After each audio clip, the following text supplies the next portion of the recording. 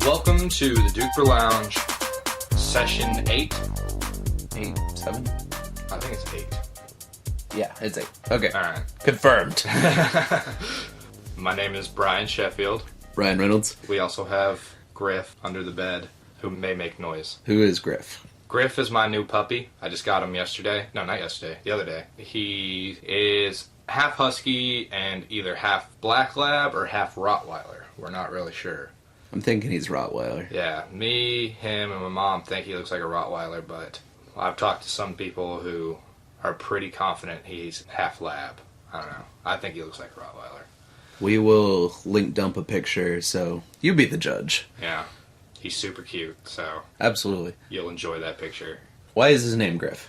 Me and you kind of named him, I guess. We're throwing around a lot of names. Yeah, it was a good 2-hour discussion of, we could name him this. Oh, we could name him this. But we settled on Griff, who is a character in Red vs. Blue, voiced by Jeff Ramsey, who is probably the best character in Red vs. Blue.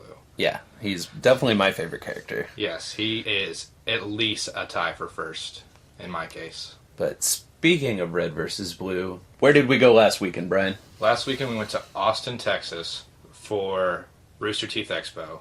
It's a convention organized by Rooster Teeth, who makes Red vs. Blue. It was kind of like a video game, Red vs. Blue, and just internet community convention all together. Yeah, at the Austin Convention Center. And it was hella tight. Yeah, I had a shit ton of fun. No, it was fucking awesome. But exhausting. This is my first convention. I don't know about you. I've never been to a convention either. Coleman also went with us. It was us three. I know that's not Coleman's first convention. Yeah. He told me he's gone to some anime conventions or something before. Lame. He may have been prepared for it, but yeah, no, then just by like 6 p.m.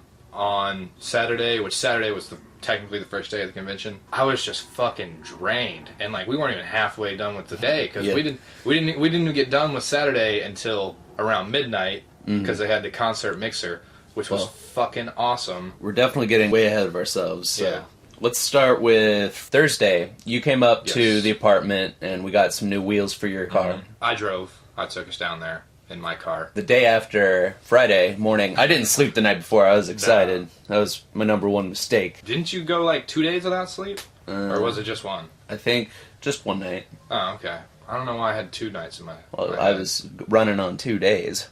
Oh, okay. Maybe that was it. Maybe. Yeah, we left at around noon-ish, I think. Smooth sailing? Yes. Well, not quite smooth sailing. My new tires were acting up a little bit. Kind of my steering wheel was shaking on the way down there. So close to Waco, we pulled off to a Walmart, and I got them to check my tire pressure and rotate and balance my tires, and we got lunch while we were there. It was a quick but very necessary pit stop. After that, it was definitely smooth sailing. The car drove much better. We made really good time getting there. We made it there at around 3 or 4. First thing we did was check into the hotel.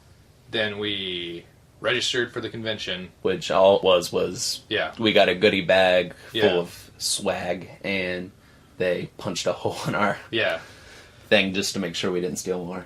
But hey, we got free Magic cards. We did. We got free Magic cards. We got the ultimate toy ever, which were Achievement Hunter snap bracelets. I have mine right here. We played with those like all weekend, pretending we were scorpions. That was just the noise of a snap bracelet.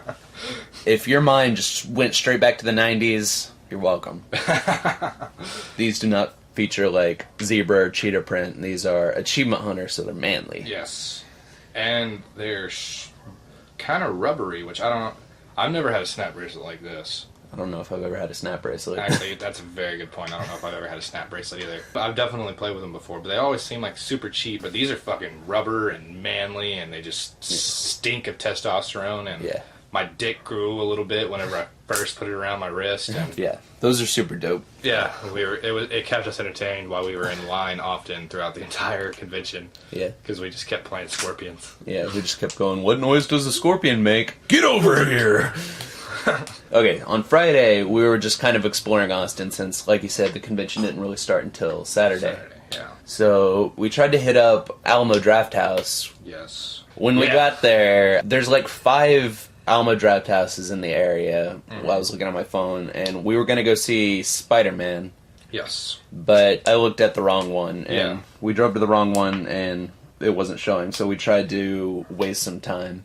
Yeah, so we went to UFO Arcade in Austin, which was kind of like a Japanese-style arcade. Like, they had a lot of just Japanese games, which, I mean... It was the weirdest arcade I've ever seen. Yeah. Like, it doesn't look anything like your stereotypical arcade, in my opinion. Yeah, like, you imagine you go into an arcade and you see, like, a Galaga machine, and, like, the closest thing to that, they had a top-down Pac-Man, which was kind of cool. Yeah, and I played that. It actually wasn't regular Pac-Man, it was versus Pac-Man. And I played it by myself, because I'm alone and a loser. The only machine in there that you would probably see at a regular arcade, in my opinion, was the Pac-Man game, which is still probably kind of rare, but they had Dance Dance Revolution and... There was Time Crisis 4. Yeah, there was Time Crisis by the door. I guess that's like... Yeah. If you're scared, that's all you have to venture in, like, to play your American game. But if you go into the heart of it, you'll find, like, 2 rows of Street Fighter. Yeah. Like I said, they don't look like regular arcade. Like, you know, whenever I think of an arcade game, I think of a stand-up. All these arcade games are kind of short. They had stools so you could sit down and play. They're definitely meant for people who are just going to grind for hours. Yeah, they're for, like, hardcore arcade gamers. It was a very hardcore place. Yeah, it was. And I was not hardcore, so I felt super out of place. You and Coleman went there to play, what was it? Street Fighter 3 Third Strike, which we got into because of our friend Reed, and he was just like, man, one of the only ones you're going to find in Texas is in Austin, so you better go there when you go. So we're like, okay.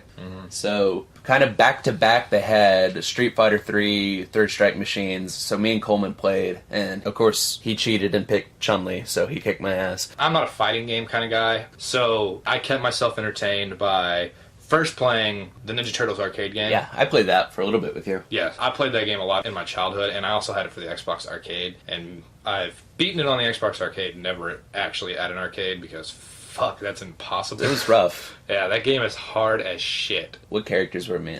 I played Michelangelo, because I always play Michelangelo. You played Donatello. Donatello is the best character in the game, because he has the longest range I had a weapon. stick or something. Yeah. For some reason, like, Ninja Turtles completely passed me over when I was younger. Like, everybody else seemed to be super into Ninja Turtles, and I just was never exposed to it, I guess. I was hella into the Ninja Turtles as a kid, but not in a TV show, because... Not in the weird sort of way. I didn't watch cartoons. Fuck, no, I totally watched cartoons. But no, I never watched the TV show, but I love the movies. I had all 3 movies, the live-action ones with really bad prosthetic Ninja Turtle costumes, and I watched them over and over in my childhood. I fucking love the Ninja Turtles, but, I mean, that's not really relevant to the conversation, so whatever. I like Ninja Turtles as a relative kid. to the reason why I don't know which character I was picking. Yeah. When we walked in, though, it's, like, dimly lit and stuff. It was like walking into Fight Club. Yeah. I'd say we were there maybe, like, an hour.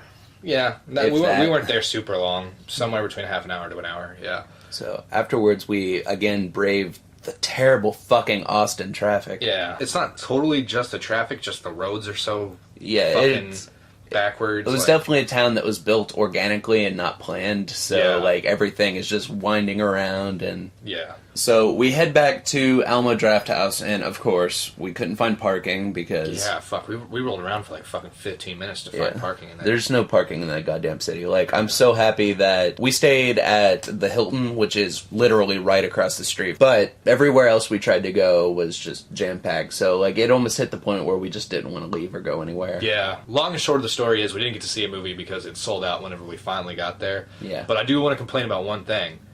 Fucking that one restaurant, Garcia's. Yeah. Fuck that place so hard because there were so many open parking spots, but like it's this big ass parking lot for a whole bunch of different stores. It's like a strip mall kind of thing. Yeah. And it's like stores on all sides. Like every way you look, there's a whole bunch of stores, and there's one little fucking Mexican restaurant that I think was called Garcia's. Fuck that place. They had half the parking spots for that entire parking lot, and it was all like Garcia's parking only. Towed away at owner's expense. And I'm like, oh, god damn it. There's so many open parking spots that I wish I could have parked at. I was livid at that place. Yeah. So eventually we're getting hungry, and this is still on Friday, and we're trying to remember some places from the Rooster Teeth podcast. They often describe where they go to lunch and stuff, and we're trying to kind of complete the whole Rooster Teeth Expo experience by going somewhere that they've described. So we decided on one place called Home Slice. Yes, it's a pizza place. Home Slice Pizza. We drive down there. Fortunately, parking was not bad because they had some specific parking for that place. We thought we were going to have to pay for it. Yeah, there was one of those dudes who was under a tent. We thought we were going to have to go drop him a $5, stay there. But he was like, "Are you here for Home Slice?" And we're like, "Yeah." And he's like, "Okay, go ahead." Which, I mean, how do they know? Yeah. You just have to walk in that direction. Yeah, I would totally always park there and be like, "Yeah, I'm totally here for Home Slice, man." You guys here for Home Slice? Yeah, eventually. Whatever. I'll go there one day. But I've never seen a restaurant like in this sort of situation. They had two separate buildings. One was a sit-down restaurant. They both were. You could go into the other one. Could you? Yes. Okay. But it seemed like one was more oriented on to-go. Yeah, definitely. One kind of had like a window booth right outside the front where you could just walk up to, order your pizza, and then walk off. Yeah. At first, we tried to go into the sit-down portion. Yes. Which, it was like an hour wait. We're like, we're not doing anything. Yeah. So, they're like, well, we have a bar in the back. You can go hang out there on the back patio. And, it's Austin in the summer. So, it was like 300 million degrees. Yeah. So, we go out there, and I got... They had misters out there, so... Yeah, so you can feel hot and sticky. Yeah. And we were chilling out there, and then we were like, fuck it, let's just go next door and get pizza there. So. Yeah, we just went to the to-go place, went up there, picked up a few slices, and ate right there on the porch, and then just went back to the hotel from there, right? Yeah. Let's see, from there, did you pretty much go to bed right away after that? We watched King of the Hill in the hotel for a while, but pretty much. Like I said, I didn't get any sleep, so I was wiped. Yeah, and for good reason. Yeah. But I cannot sleep out of town for some reason. If I ever go out of town or go somewhere that isn't my home, I have the hardest time sleeping. So I stayed up pretty much that whole night, and Coleman stayed up with me for a good portion of it. And first we went to the pool, killed some time, and then the pool closed pretty early. Yeah. So at that point, we just kind of went walking down 6th Street, just kind of have the Austin experience. We went walking to the bank, actually. We went there to pop some cash, and then just kind of looked at the sights on the way there. But as we make our way back from the bank, we stop outside of our hotel. They have a little coffee booth area inside the hotel that has like an outdoor patio that we were sitting on, and these guys walked by, and one of them was wearing a pony shirt. When Coleman saw the shirt, he called the guy out. He's like, "Hey man, I really like your shirt." The guy walks over and he goes, "Oh, thanks a lot. Are y'all here for the convention?" I mean, they're wearing a pony shirt. It was obvious they were here for RTX too. Yeah. And we were like, yeah, we totally are. And he goes, "Oh yeah, well we have a panel. You should come see us." And I was like, "Oh yeah, what do y'all have a panel for?" And he goes, "We have a podcast." And then I go, the gears start turning. Yeah, right there, some shit starts clicking in my head. And he goes, I go, "What podcast is he on?" And he says, "The Internet Box," which the Internet Box is a podcast that me and Ryan listen to a lot. Yeah.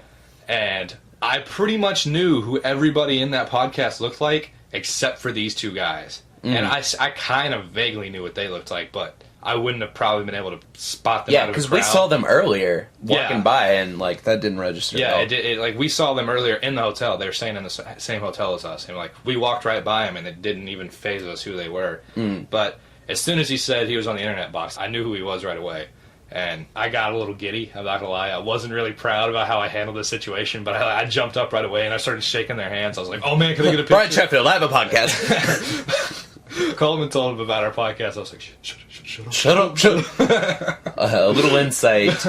Kind of the reason that I thought we could start a podcast is because listening to their podcast, it just seems like a bunch of bros hanging out. And I was like, hey, I got a bunch of bros. We can hang out. So in a weird way, it's our crooked stepfather of a podcast. Yeah. So Brian hightails it up to the room where I had popped a melatonin just so I could get some deep sleep because, I knew I was in for, I didn't know I was quite in for the tiring weekend, but I was trying to get some really good sleep. Yeah. And he wakes me the fuck up. He's like, Ryan, Internet Box is in the lobby. Come on. And I'm like, what? Okay. And then we stumble down and go meet Dylon and Andrew. Yes. Got some pictures. They were super cool bros. Not quite as colorful off the podcast as they are on the podcast. Well, So, yeah. Like, I was like... They're not us, man. Andrew, why don't you get mad? Get mad, Andrew. Get mad. But, no, they were super nice. They were totally chill and didn't seem to be too bothered by us, even though we probably did bother them. Yeah. And we did bother them, like, all weekend. Yeah, we saw them We a lot. kept running into them. Yeah. We got pictures. If you follow my Twitter, as you should, I posted a picture. But you'll see it eventually. I'll put it in the link dump. Actually, I'm planning to just put all of our RTX pictures in the link dump so you can kind of check them out. Mm-hmm. Cut to next morning. Yes. We wake up hella early. Yeah. It wasn't super early, considering how early I usually wake up for work, but also considering how late I stayed up last night, I was tired as fuck. Yeah. But it's fine. I can handle going on no sleep pretty well sometimes. I got pretty good sleep, and I was just excited. It's like 50-50 for me. Sometimes if I don't get enough sleep, I'm fucking just wasted for the day. But sometimes I'm just like, I can handle this. I kind of get like a second wind energy. And that was kind of what happened on Saturday. I was woken up. I was feeling pretty good after I got my shower. So we go downstairs, get our free breakfast, which fucking awesome breakfast. And we went to the convention floor. First, we stood in line for the convention to open. It opened at 9, and we were a little bit early. But still, being a little bit early means that you're basically in the back of the line. And I want to say, one of the coolest things about RTX to me was just the awe of being starstruck all the time by people who, if you know who they are, yeah, it's really cool. Yeah. They just look like regular people, but since me and Ryan and Coleman are such big fans of Red vs. Blue and Rooster Teeth in general, we could just recognize everybody, and it was just like all day. And not even just people who work at Rooster Teeth. Like, I know people within the community, which I would run into and just be like, oh, you're so-and-so. Like, that's fucking awesome. Yeah. And I generally had a feeling that was nice of just being like, I can mention Gus. Yeah. And everybody in this whole fucking center is going to know who I'm talking about. I don't have to explain who that is, what Rooster Teeth is. Yeah. Which was a problem leading up to RTX and after RTX, because I'm trying to explain to people, I'm especially trying to tell like my parents, yeah, like where I'm going. I'm going to Austin for RTX. What's RTX? It's like, it's this thing. I like when we were getting tires, we walked back into this little shop. There was this old cowboy-looking dude, and for the convention, just for fun, I put a bunch of temporary tattoos all over my arms. Yeah. So he was asking me what those were about, and I was like, we're about to go to a convention. And he was like, well, what kind of convention, son? And we're like, technology? Yeah, the best answer I could offer some old dude is a technology convention. Just try to scare him off. Yeah. Just, technology! Computers! It's just, I don't know, to people who are not a fan of Rooster Teeth or the community, it's something that's hard to explain, but like that was another cool thing about that, because just everybody's there for the same reason. They know what you're there for, and everybody's excited about it. Like, it's just positive energy all around. Yeah, and everybody there was just so excited to be around nerds. Yeah. Like, it was just a bunch of people who don't get out much getting out. Yeah. And everybody was just so excited to just be nerdy in public, which, of course, I was too. Yeah. And we were in line, and everybody's high-fiving and shit, like, energy's high. Everybody's excited. Then, 9 o'clock, we all walk into the convention floor, which I took a video of towards the end of the event, so I'll probably pop that up somewhere and link it, just so you can kind of get an idea of what the floor was like. And what would you say we mostly did the first day? The first day, fuck. We definitely lines were so long for everything. Yeah. I mean, it's understandable. Like, there's 4,000 people there, and everybody's wanting to do the same thing. So, but it was still kind of a bummer because it was impossible to do everything, which I wanted to do everything. You go to the convention just like, you just got all these ideas. And you're like, I'm going to leave this panel and go to this panel. No, you're not going to do that. Like, I remember the night before, we were like, okay, wait, well, that'll give us 30 minutes to fucking dick around that panel, and we can fucking go to the floor and play Halo 4 some. Yeah, we're probably going to play Halo 4 like 5 or 6 times.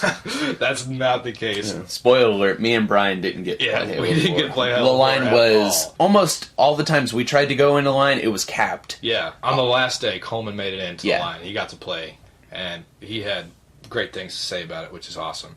But me and Ryan were busy doing something else that we'll get to in a second. Yeah. That was, I think, missing Halo 4 was worth it for Definitely, that. I would agree. But we'll get to that. Yeah. So, we hit up the store.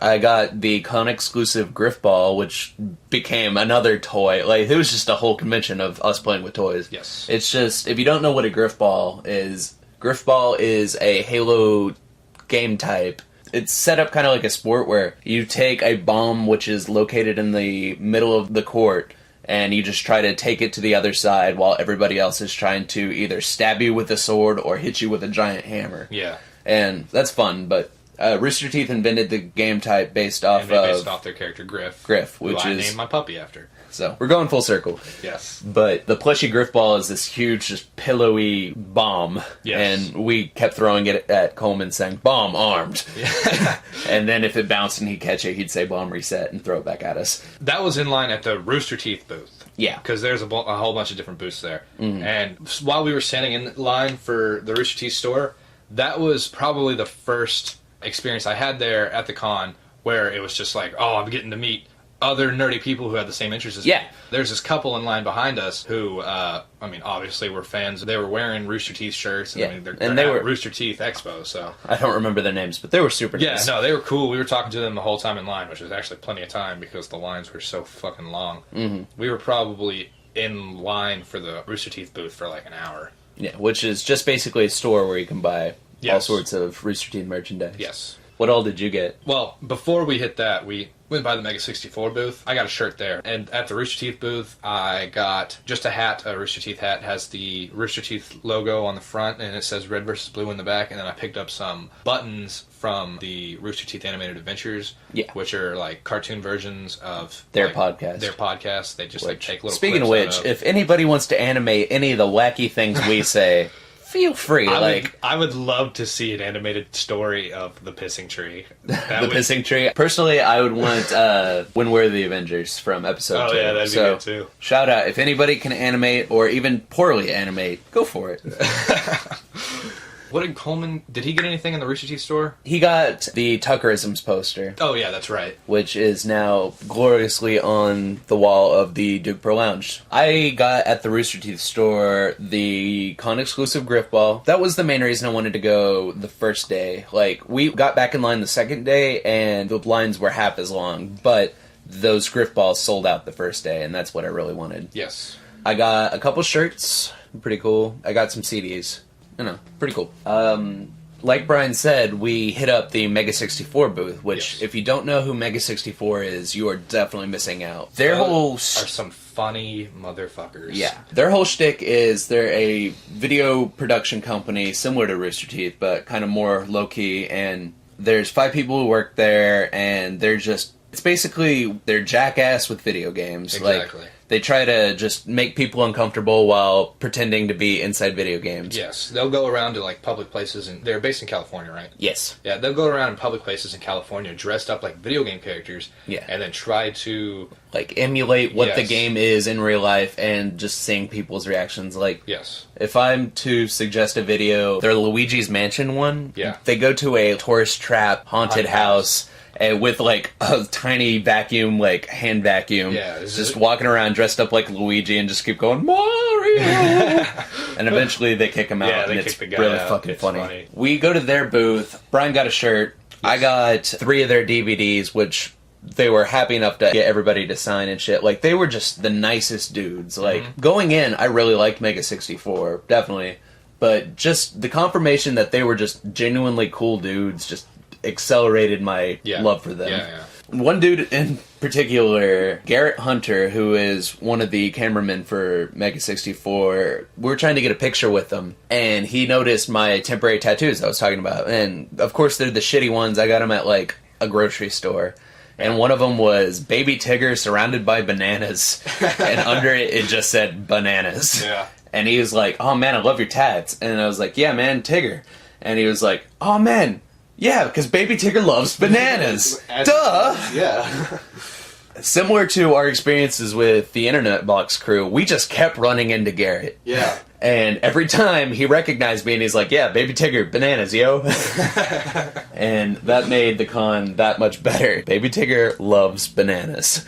What else did we do day one? Day one, after we got done with the Rooster Teeth store, I guess we ate lunch. We were kind of just killing time on the floor, taking pictures with a lot of people. Yeah. For some reason, I was just really good at spotting everybody. Yeah. I have pretty good eyesight, and Coleman's blind as fuck, and You have glasses. Yeah, so but I wasn't wearing them. Yeah. It was just so weird all day, because, I mean, like, even whenever we first arrived, before we even got into the convention center, we were just walking towards the front doors, and we're right next to these windows, and I'm like, Ryan, there's Ray. We're seeing all these people, and we're taking pictures with them. Everybody's nice and shit. Then we go to the Mega 64 panel. The only panel we got into the first day was the Mega 64 panel. Yes. And it was funny as shit. Yeah, that was probably the height of hilarity of the whole con, was that fucking panel. Yeah. Those guys are so funny and know how to put on a show. Yeah. Like, to intro themselves, they had this, like, video, like, they weren't even out yet, of just, like, some dude who keeps walking up to a coffin, and every time he touches it, he sees, like, internet videos. Yeah. And then, eventually,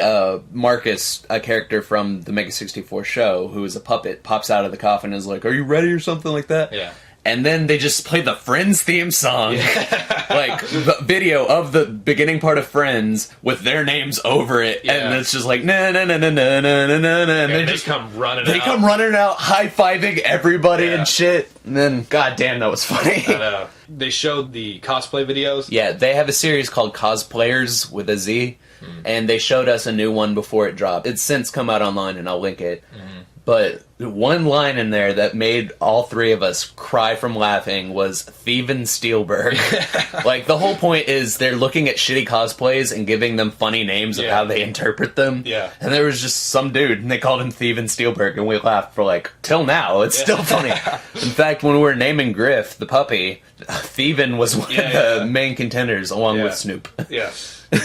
What was your highlight of the first day? Well, we haven't gotten to this part of the story yet, but Coleman wanted to chill in the hotel. I think he was tired or something. And we came back to just peruse the floor. We're trying to see if we could get into another panel, but the line was way too long. Yeah. So, walking away from that, we just happened to run across Bernie Burns. This is what I was going to get to. This was the highlight of day one, maybe even the entire event for me. I was just so excited to meet Bernie Burns. Bernie Burns is on Red vs. Blue. He's the voice of Church, Lopez, and Vic. And Church is also the other guy that's tied for first place as my favorite character in Red vs. Blue. Yeah, but he's also one of the founders of Rooster Teeth and just all around an awesome dude. Like, he's a funny and nice motherfucker, and we just happened to run into him. They had a booth set up throughout the day of different Rooster Teeth people who would just kind of sit there, and you can get in a long-ass line to go meet them and take pictures and sign. Basically, we never hit that line, but we just saw people walking in the hallways and walking around. We never got in line to meet the Rooster Teeth people, but we got so many pictures with Rooster Teeth people throughout the day. Yeah, we hit up Bernie Burns, everybody's mobbing him, but we wiggle our way in, and I brought some DVD box set covers that I wanted signed, and I got those signed by him, and he was like, "Man, this is a rare box set," and I was like, "Yes!" It just, like, justified everything for me. I was like, "This is why I give you all my money." But we got pictures with him, and that was super cool. Me and Ryan both had a conversation afterwards, and, like, that was the most starstruck I've ever been. Definitely, me too. Yeah, it's... After day one, I'd say I was a little bit less starstruck, because I was just kind of getting used to it. Yeah. But, Jesus Christ, just that experience was so just surreal. He was director mode. You can tell he's just so serious about his work. Yeah. Because, I mean, like, the next day, they were going to start the day off with a shoot for a Rooster Teeth short, and they wanted everybody at RTX to take part of it. Yeah, they did something similar at the first RTX last year with the zombie horde immersion. Yes. But since there were so many more people, they had grander ideas. Which I'm proud just to have taken part in a Rooster Teeth short, but I do want to say it would have been so much funner to be in that immersion video. Yeah, definitely. Getting to fucking attack Jeff and Gus as zombies would be awesome. Mm-hmm. But no, it was like, while we were there trying to get our shit signed and get pictures with him, like, he's just like, "Everybody, don't forget, we got the shoot tomorrow. Be there at 6. He's just letting super everybody serious. Know. And the next day, whenever we actually did go to the shoot, we were fucking so tired, and we had to wake up early. It was like we had to wake up at like 5:45 to get there by 6 or 6:15. 6:15. Okay, something like that. But fuck, we were just so tired, and there's part of me that wanted to skip it. Yeah. But then I was just like, Bernie Burns told me himself. Yeah. Out of his own mouth not to miss this shoot, and I'll be damned if I'm gonna. Yeah. So I was game either way. Yeah. But Coleman pussed out. Yeah. Which he also, to his credit, he had a migraine. Yeah. So. But before that, to top off day one, there was a concert and mixer performed by Jeff Williams and the Freelancer Orchestra and Trocadero, who are the two main contributors of music for Red vs. Blue. Yes. Talk about a surreal experience. Music that I've listened to since I was like 15. Going to see that kind of music played live was absolutely nuts. That whole experience was fucking nuts. It was... The energy in that room was fucking sick. Just because there's so many people in this big convention hall who are there to... see something that they truly appreciate. Yeah. Which that came across so well. And I want to say that there were so many great parts of the night, but probably my favorite part of the night is before Trocadero or Jeff Williams came on, they had a very short opening act of this string quartet from Boston who plays video game music. They were also in the orchestra of Jeff Williams, but just to kind of like hold over some time before the whole thing started, they went on. And they came out and they started off with the Mario theme. And then they played like something from Final Fantasy and Zelda. And then they ended it with Halo 3. Well, it's just generally the Halo theme. They mixed a couple. They started off with kind of the Reach theme, and then kind of worked their way back into just the normal Halo theme. Yeah. It was composed so well, but... That was the sickest moment of the night for me, because it was just... Everybody was like super respectful and quiet while they're playing, and they're playing music that I've heard so much. We didn't even go into the event planning on this. I didn't know about the quartet. I don't know if you neither did I. Yeah, so like I didn't expect this at all. And they're just playing this Halo music, and everybody is here because of Halo. Yeah, like pretty much. I mean, in a roundabout way, whether it is to see Rooster Teeth, or I noticed a lot of people were there just for Halo 4. Yes, but, yeah, and at a certain point in the song, it kind of gets a little intense. Yeah, they rip into the dun-dun-dun-dun, and everybody fucking starts clapping and shit. And then the coolest part for me, though, is whenever everybody just started humming the hymnal singing part along with the song. So it's just like these 4 people on stage playing violins and cello. Yeah. Just this crowd of like 1,000 people singing together with them. Humming along a theme that is just so, like, I mean, I can understand if you're humming along to Mario, just do. But, like, that is, like, a little bit more specific and a little bit more, like, poignant, yes. I would say. Yeah, that's a very iconic part of the song, because, like, the song is very instrumental. There's not singing in it except for that one part where it's just like, oh. The whole fucking audience is doing that, and... It almost brought tears to my eyes. It was beautiful. No, it was surreal as shit. But it just kept getting better. Because after that, Trocadero came out, and, like, they were having some problems and stuff, so... They had to reset the system. Yeah, they had to, like, I think restart their console.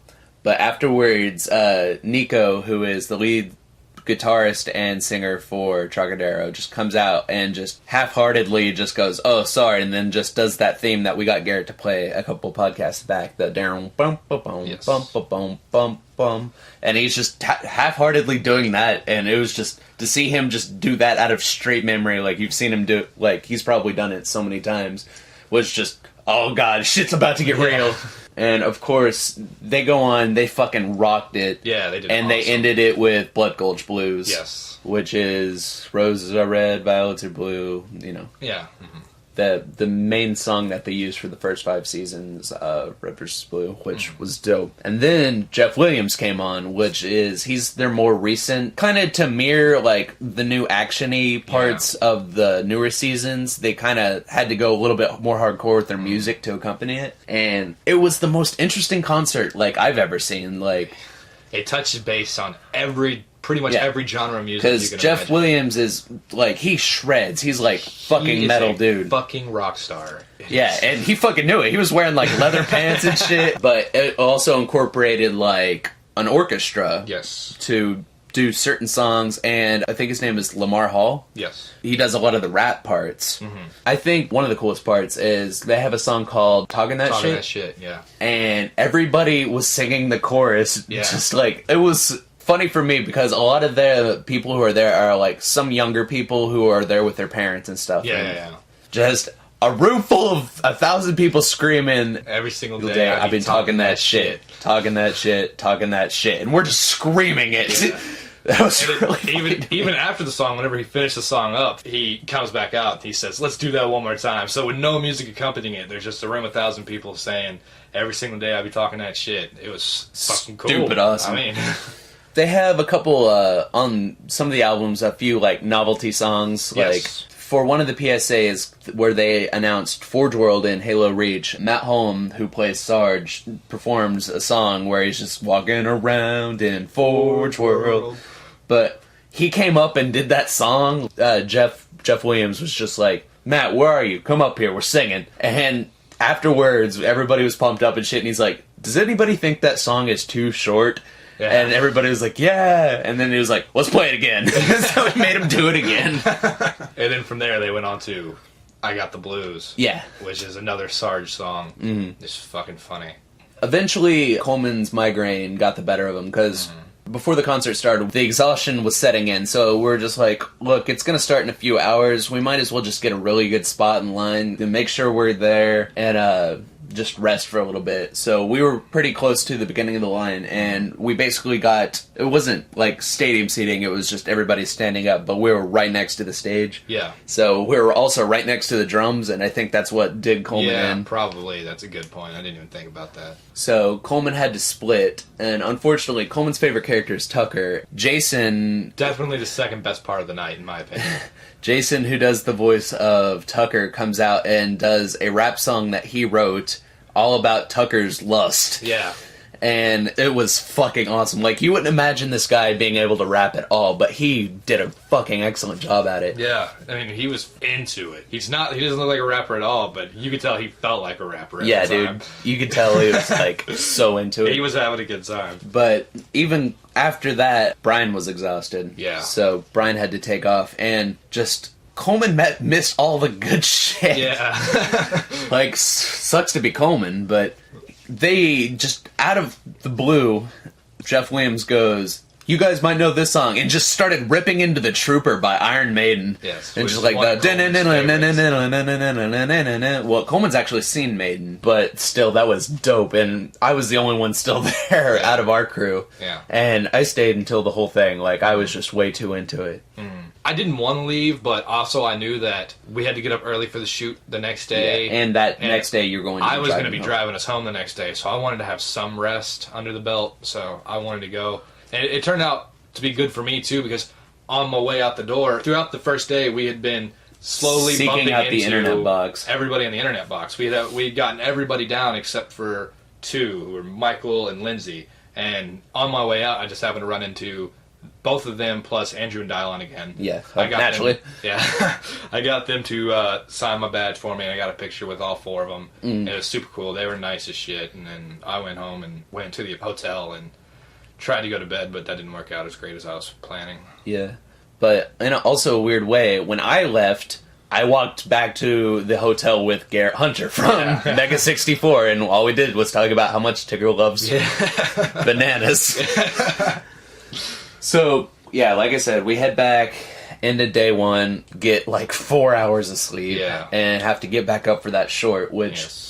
There was enough people there to where I don't feel like we would be spoiling anything, because we still don't even know what's really going on in the short. But essentially, by the number on your badge, they divided up Congress. Yes, they had like 4 blocks of Congress blocked off. What we were supposed to do is, whenever we were supposed to act naturally, just act like just people busy on the street. Yes. And whenever we were told by somebody with a megaphone, we were supposed to drop down and act dead. Mm-hmm. And I later found out that Joel, voice of Caboose on Red vs. Blue, is apparently the main character of this skit or something, and what they would do is have this camera that rotated around him in a circle to where when, I guess, the camera would see the crowd of people, and then it would go around him, focus on him for a second, and then look back and we're all dead. Yes. Which... We ran into some guys, I'm not going to get into any spoilers right now, but we ran into some guys who kind of had some information on what that short might have been about. And it sounds fucking awesome. Yeah, it sounds cool. I'm excited about it. But like the thing is, this is what I think is weird. You know, they say we're supposed to act natural, but how naturally do just people walk through the street through a mass all the time? You know? Yeah, like with no cars. Yeah, like I can understand if we were on the sidewalks, but I mean, there's literally just people walking through the streets of Austin with no cars. I like that when we were doing, they did several takes. I don't know if there were different things going on or they're just trying to get a lot of coverage. Yeah. But me and Brian awkwardly walk around a corner. Yeah. At one point in time, we're just like, and everybody drops down and we're not even on the street anymore. And we're just kind of standing there and Brian's just like, why did we do this? And I'm like, I don't know. Afterwards, we got our picture taken and stuff, and I've seen that picture. I haven't seen that picture yet. I want to see that. Yeah, it's pretty cool. I'll link dump it. Because afterwards, Bernie and Matt called everybody else, took part of the shoot, up to the first street that they had blocked off. We all had to kind of scoot into one block and lay down and act dead, and he took a picture of us. And it was funny. He said, because there was this apartment complex a couple of blocks back, but on the street. Yeah. And he said that whenever they were taking the picture, some guy walked onto the balcony and saw us. Yeah. I think he was like, I wonder if they're thinking we're doing one of those anti-smoking ads. Afterwards, we got breakfast part 2. Yes. Delicious as always. Such good breakfast. We went to the Internet Box panel. Yes. And that was a lot of fun. And just kind of seeing a group of people who are really into that. Were you... I mean, I know they've recently surpassed 1 million views and stuff, so that obviously they have notoriety and a fan base. Yeah. But considering that there's only 4,000 people at the con, did you find it surprising that the room was so packed? Yeah, I actually didn't think it would be that packed, but no, it was definitely pretty hefty. Yeah, so there were a lot of Internet Box fans there. Yeah. Before it started, which somebody actually took a picture, like, I've been searching for pictures of us in other people's pictures. Yeah. And somebody took a picture that we're actually in outside that I'll link, but that'll give you an idea. We're kind of in a long line, and it kind of snaked around. Right as it was about to start, Ray, one of the guys on the podcast, was just skipping down the line, high-fiving everybody, going, we got big booty bitches, we got big booty bitches. That's how they also opened up the panel. Yeah, that stupid video. They played that video, and then all the guys in the podcast got up and started, like, fucking booty dancing and shit. It was funny. And then, as the line snaked around, Coleman started this thing, which was pretty funny, where we were high-fiving everybody as the lines would kind of... The lines were in, like, 3 parts, and it was all attached into one big snake. Every time we'd walk past a new person, we'd high-five them, and Coleman started going, good game, good game, good game. Of course, at the very end of the line, was Garrett Hunter from Mega 64 going, good game. That panel was a lot of fun, I thought. We only saw one other panel later that day, which was... This is why we missed Halo 4. At this time, Coleman went to play Halo 4. And we actually, before then, we went back to the convention floor. And we got back in the storyline, bought some new stuff. Yeah. Just derped around for a little bit, talked to Mega 64 again. We kind of split apart. Coleman went to go do his own thing, and... Yes, he was still in line for Halo 4 at the time. Yeah. He was going to try to make the pony panel afterwards, but I don't think he got to make it. No. And me and you went to get into line. This was 2 hours in advance. Yeah. Like, we were leaving early because we're like, we're going to get good seats. We're going to get a good spot, but fuck no. But we were very close to not being able to get in. Yeah, we barely made it into the Rooster Teeth podcast panel. We weren't sure what they were going to do with it. Like, at first I'd assumed it was going to just be a live podcast, but Brian kind of talked me down and being like, no, that's stupid. They're probably just going to talk about the podcast. Yeah, I didn't expect him to be a podcast. That's exactly what they did. We were in a giant hall, and there were probably about 1,000 people in there. Like, it was the same room as the Mega 64 panel, but the mixer. Yeah, but they took the retaining wall down, so it was just this really big floor. And that was so fucking surreal. It's kind of cool. Like, we were at the first live podcast that they've ever done. Mm-hmm. And then, of course, the following Wednesday, they released that podcast. You haven't listened to it yet, but I listened to it, and it was so weird, because, like, in my mind, while listening, I could see it all again. Yeah. It was crazy. I'm a little behind on the podcast. Yeah. I have, I'm 10 from the end, or something like that, so I'm catching up. I usually listen to podcasts while I play video games, so I'm catching up rapidly, but... I can just imagine, like, in a couple days, I'm probably going to get to it, and it's going to be, like, it's going to hit me. It's going to be weird. Yeah. It's going to be like, man, I was there. I've listened to that podcast from actually not the beginning, because originally they had put out 2, like, and those were months apart, but once they announced they were going to regularly start doing the podcast, I think around episode 3 or 4, I've listened since then, every week. And they're up in...